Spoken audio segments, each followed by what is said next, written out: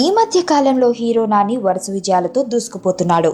Tollywood film ఇండస్ట్రీలో ఏదైనా hero విజయాలతో దూసుకుపోతుంటే ఆ హీరోని ఏ విధంగా వెనక్కి లాగేయాలా అని చూసేవాళ్లు ఎక్కువ మంది ఉంటారు.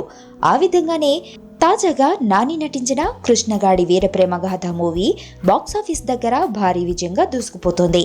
దీంతో నాని తన మూవీలకి సంబంధించిన స్పీడుని పెంచే ప్రయత్నం చేస్తున్నాడు. అంతేకాకుండా నాని సైతం తన రెమ్యూనరేషన్ అలాగే డిమాండ్స్ వంటి వాటికి ప్రాధాన్యత చూపిస్తున్నాడంట. ఇక కృష్ణగాడి వీరప్రేమగాథ మూవీ తర్వాత నాని ఓ భారీ సినిమాకి ప్లానింగ్ చేసుకుంటున్నాడు. ఈ మూవీకి డైరెక్టర్ కూడా కృష్ణగాడి వీరప్రేమగాథ మూవీ డైరెక్టరే. హను రాఘవపూడి దర్శకత్వంలో నాని ఓ మల్టీ స్టారర్ మూవీకి రంగం సిద్ధం చేసుకునేందుకు రెడీ అవుతున్నాడనే టాక్స్ వినిపిస్తున్నాయి. ఇందులో నానితో మరో యంగ్ హీరో కనిపించనున్నాడు. అయితే డైరెక్టర్ పాయింట్ ఆఫ్ వ్యూలో నానికి బలమైన క్యారెక్టర్ని ఇచ్చాడు డైరెక్టర్. దాంతో ఆ హీరో నానికి అంత సీన్ లేదంటూ డైరెక్టర్కి క్లాస్ పీకి వెళ్లిపోయాడని అంటున్నారు. ప్రస్తుతం దీనికి సంబంధించిన న్యూస్ ఫిలిం ఇండస్ట్రీలో ఘాటుగా వినిపిస్తుంది.